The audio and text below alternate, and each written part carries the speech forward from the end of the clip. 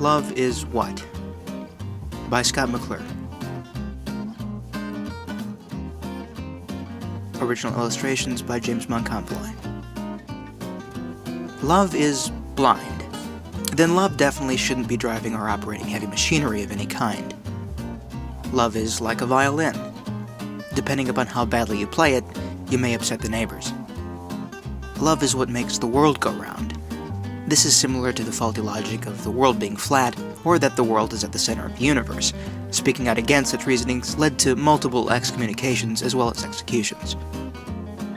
Love is all around, similar to the common cold, traffic police, high-calorie foods, and the IRS. Love is magical. For your consideration, the Salem witch trials.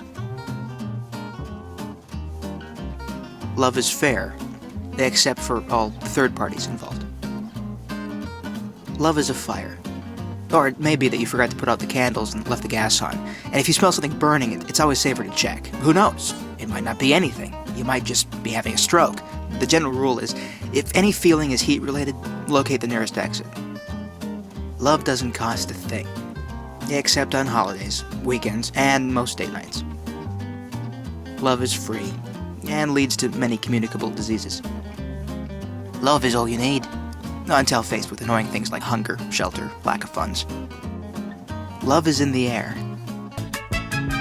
In the late 1970s, when a song by this name started to become highly popular, it also caused panic to spread among a group of esteemed Swedish scientists at the Stockholm Environment Institute. This was mainly due to the confusion of hearing the Swedish term lof instead of love in the song. Lof is a dangerous chemical compound similar to asbestos, and once it becomes airborne, there's virtually no way of stopping it. This simple misunderstanding led to 6 years of needless medical research and cost the nation approximately 6 billion krona, which roughly is converted into $1.98 US currency. As a side note, the BBC aired a reenactment of this event on the short-lived series That Song Nearly Killed Me, which the London Times called heartless and insipid, like watching 8 Swedish chefs from the Muppets trying to hold back the sea with a teaspoon. Love is like oxygen. This dangerous, though highly cost-effective concept ended in the death of 3 misinformed deep-sea divers. Love is the answer. This, unfortunately, will guarantee a complete failure on any Intro to Philosophy class at Yale, and will send your professor very mixed messages. Love is butterflies in your stomach. Literally translated, this means you have potentially more than one larvae feeding off the food you consume and probably your own living tissue long enough to form cocoons until one day they break free and they get to fly around and realize there's nowhere to go because they're trapped in your stomach. These helpless yet colorful creatures, and heaven knows what they were doing in there in the first place, will soon die and be processed through the body just like any other foreign object that isn't supposed to be there. Love is eternal, but is no reason to give up wearing a watch, and makes for a poor excuse to give when late for a dental appointment. Love is the sweetest thing, and therefore has ruined the taste of many romantic dinners and should be considered fattening. Love is here, and usually quite late and wants you to pay for its cab fare. Love is patient. Love is kind.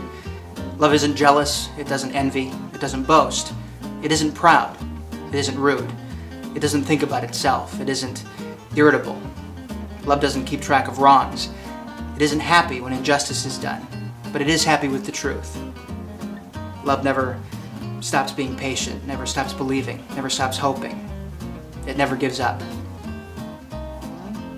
Love never comes to an end. Well, that's not me, that's 1 Corinthians 13, 4-8, written by the Apostle Paul. Paul never married. Well, happy Valentine's Day.